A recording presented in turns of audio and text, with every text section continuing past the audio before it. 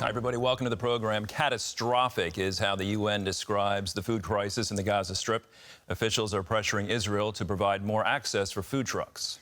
Israel, on the other hand, says more than enough food is getting into Gaza. The problem? The UN and Hamas aren't distributing the aid to those in need. Chris Mitchell reports from Jerusalem. UN officials say not enough food is getting in to the more than 2 million Gazans. We have enough food to feed the entire population of Gaza. That food at the moment is outside the Gaza Strip.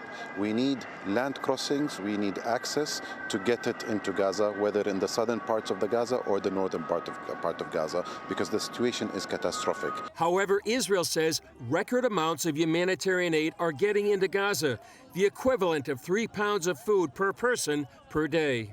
There are no limits on incoming aid, and in fact there is excess capacity at the Israeli crossings, both Kerem Shalom, where goods enter Gaza directly, and Nitzana. And the best evidence of that excess capacity is that last week we hit a record 277 aid trucks a day, with 255 entering yesterday. Levy says the problem is distribution inside Gaza and the UN relying on Hamas for protection. The UN is struggling to distribute aid at the pace that Israel is letting it in. And the reason is that the UN relies on UNRWA, which is a Hamas front. That is why aid is piling up undistributed on the Gazan side of the crossing. Observers on the group posting this video said to show Hamas commandeering aid trucks entering Gaza. Meanwhile, Houthi attacks on Red Sea and Gulf of Aden shipping intensifying as a missile strike on a ship killed 2 crew members. This just days after an attack resulted in the sinking of a commercial ship.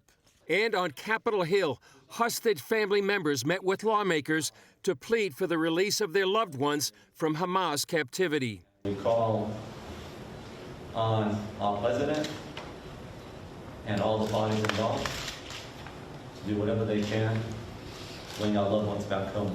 I hope to believe that my fellow U.S. citizens remember the fact that there are 8 U.S. hostages. Hopes for a deal to free the remaining hostages are fading since Hamas is refusing terms agreed to by the U.S. and Israel.